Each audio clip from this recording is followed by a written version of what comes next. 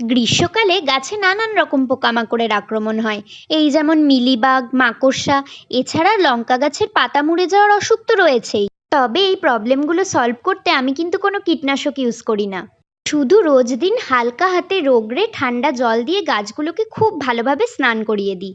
এবার তোমাদের দেখাই আমাদের বাড়ির গেটের সাথেই থাকা এই কাঠগোলাপ বা কাঠচাপা ফুলের গাছটা। সাদা আর হলুদ রঙের এই ফুলটা কিন্তু সারা বছর ফোটে।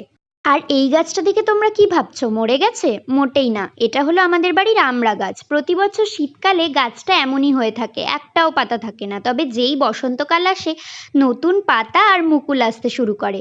আর এই দেখো, এটা হলো এই গরমকালের ভিডিও, কত পাতা আর মুকুলে ভরে গেছে গাছটা। আমড়াগুলো বড় হলে তোমাদের সাথে ভিডিও শেয়ার করব। আর এই দেখো, এগুলো হলো আকন্দ ফুলের গাছ। আমাদের বাড়ির সামনে নিজে থেকেই হয়েছে। আর কোনো রকম যত্ন ছাড়াই গাছগুলোতে এত সুন্দর ফুল ফুটেছে। আর